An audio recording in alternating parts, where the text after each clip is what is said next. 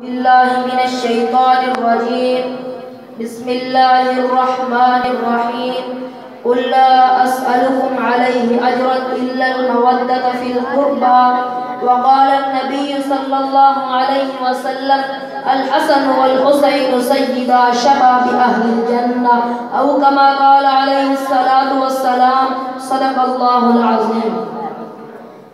انتہائی واجب الاحترام میرے پیارے اساتذہ کرام اور کرسی عدل پر تشریف فرما منصفین حضرات اور میرے ہم مکتب ساتھیوں، السلام علیکم ورحمۃ اللہ وبرکاتہ۔ آج میں جس عنوان پر لب کشائی کرنا چاہتا ہوں وہ ہے سیدنا حضرت حسن بن علی رضی اللہ تعالی عنہما کی شخصیت و کردار۔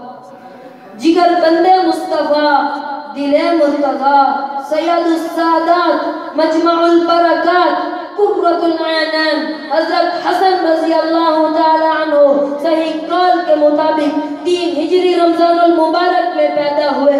حضرت حسن رضی اللہ تعالی عنہ وہ عظیم شخصیت ہے جن کی کامل سیرت و کردار علم و عمل تاریخ کے سنہرے حروف پر مرقوم ہے۔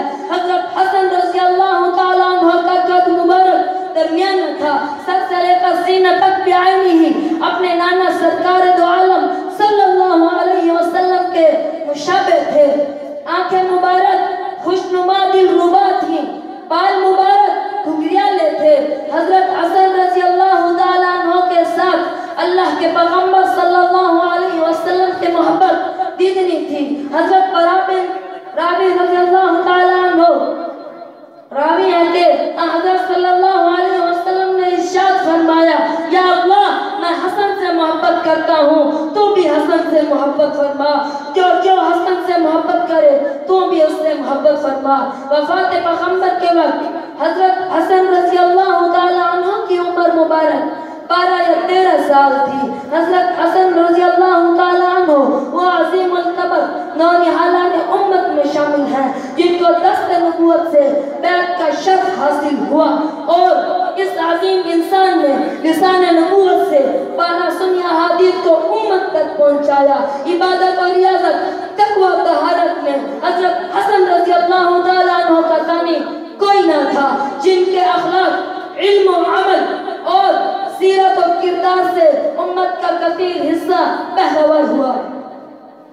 سامعین محترم، آئیے خلفائے اربعہ کے دور میں حضرت حسن رضی اللہ تعالیٰ عنہ کے نمایاں نقوش پر نظر ڈالتے ہیں جس سے ان کی شخصیت و کردار نکھر کر سامنے آ جائے گا۔ اگر میں دور صدیقی کو دیکھتا ہوں تو حضرت صدیق کے کندھوں پر سوار حضرت حسن نظر آتے ہیں۔ اگر میں دور فاروقی کو دیکھتا ہوں تو فاروقی غنیمت عظیم چادری پہن کر عمر کی آنکھیں ٹھنڈی کرتے ہوئے حضرت حسن نظر آتے ہیں۔ اگر میں دور عثمان کو دیکھتا ہوں تو باب عثمان پر پہرے دار اور تدفین عثمان کے وقت قبر پر صف اول میں شریک حضرت حسن نظر آتے ہیں۔ اگر میں دور مرتضیٰ کو دیکھتا ہوں تو حضرت علی رضی اللہ تعالیٰ عنہ کے خاص مشیر حضرت حسن نظر آتے ہیں۔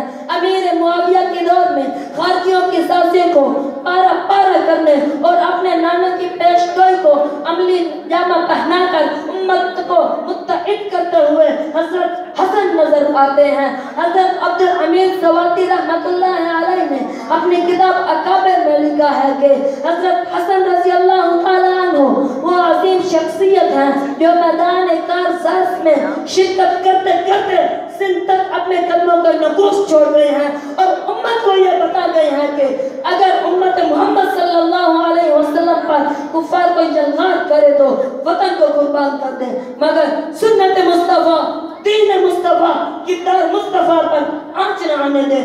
آخر میں اتنا ہی کہوں گا کہ آتی رہے گی تیرے انفاس کی خوشبو، آتی رہے گی تیرے انفاس کی خوشبو، گلشن تیری یادوں کا مہکتا ہی رہے گا۔ وما علینا الا البلاغ۔